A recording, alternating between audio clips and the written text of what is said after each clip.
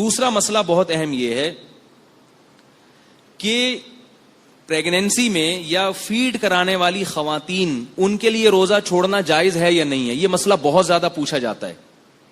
تو یاد رکھو پریگنینسی کوئی بیماری نہیں ہے, یا خاتون کا اپنے بچے کو فیڈ کرانا کوئی بیماری نہیں ہے. لوگوں کے بہت کالز آتی ہیں اور لوگ کہتے ہیں ڈاکٹر نے منع کیا ہے. آج صبح ایک صاحب کی کال آئی کہ ڈاکٹر نے کہا ان کو ہر تھوڑی دیر کے بعد پانی پینا ضروری ہے کیونکہ یہ بچے کو فیڈ کرا رہی ہیں, لہذا ان کو ہر تھوڑی دیر کے بعد پانی پینا ضروری ہے. میں نے کہا یہ کب سے ضروری ہوا ہے؟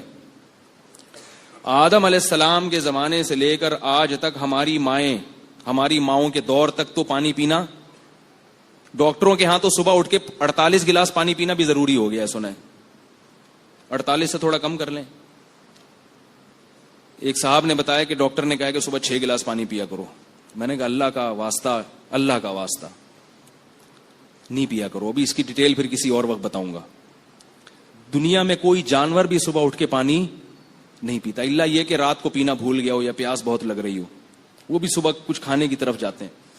تو میں نے کہا ان سے پوچھیں کہ یہ کب سے, یہ صرف آپ کی وائف کے لیے, یہ ہر خاتون کے لیے کب سے ہوا یہ؟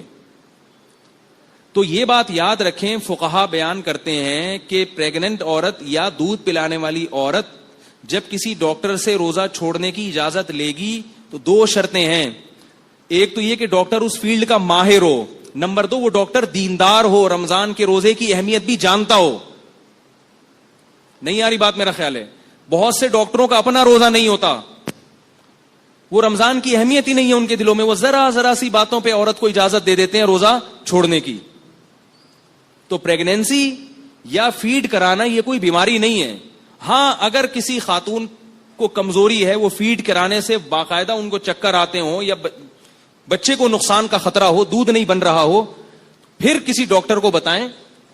پہلی بات, اگر وہ ڈاکٹر دیندار ہوگا تو وہ ایسی ٹیبلٹ آپ کو بتا دے گا یا ایسی خوراکیں آپ کو بتا دے گا جو آپ مغرب سے لے کر صبح سحری تک نان اسٹاپ کھائیں, اور اس میں اتنی انرجی ہوگی کہ وہ آپ کو صبح سے لے کے شام تک ریلیکس کر دے گا, اور آپ کی یہ فیڈ کی ضرورت انشاءاللہ پوری ہو جائے گی, اور آپ کو خوراک کی چندہ ضرورت نہیں رہے گی. آج پورے بیان میں یہ چندہ کا لفظ نہیں آیا تھا, رہ گیا تھا, ٹھیک ہے نا. آپ کو مزید کسی خوراک کی چندہ ضرورت نہیں رہے گی. اسی طرح پریگنینسی میں بھی یہی ہے. لیکن پھر بھی اگر ڈاکٹر سمجھتا ہے, دیندار بھی ہے, سمجھدار بھی ہے, وہ سمجھتے ہیں نہیں واقعتاً نقصان ہوگا, تو پھر چھوڑ سکتے ہیں روزہ. ایسی ضرورت تو بلا وجہ ذرا سی باتوں پہ نہیں. روزہ رکھ کے تو پریشانی تو ہوگی بھائی, روزے کا تو مقصد ہی پریشان کرنا ہے. ایسا روزہ جس میں کچھ بھی نہ ہو, یہ کون سا روزہ ہوا بھائی؟ تو روزہ رکھیں گے تو گریں گے بھی, چکر بھی آئیں گے, پریشانی بھی ہوگی تو ہوگا. لیکن اگر واقعی بیماری ہے تو چھوڑ سکتے ہیں.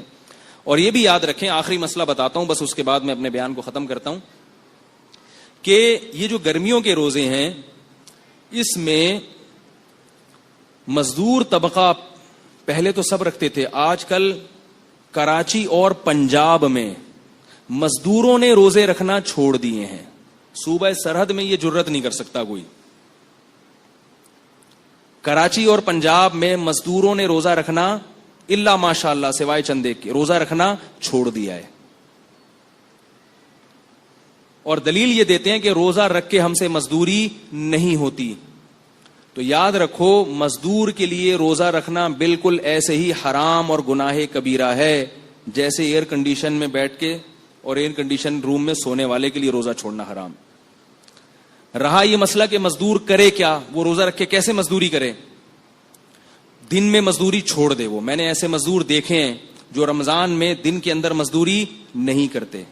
گڑھا کھودنا ہے, کہتے ہیں بھائی مغرب کے بعد آئیں گے, صبح سحری تک کام کریں گے ہم. تو یہ ہو سکتا ہے, یہ کوئی جنگل تو نہیں ہے کہ جس میں دن میں کام کرنا ضروری ہو, رات میں بھی دن کا سما ہوتا ہے شہروں میں.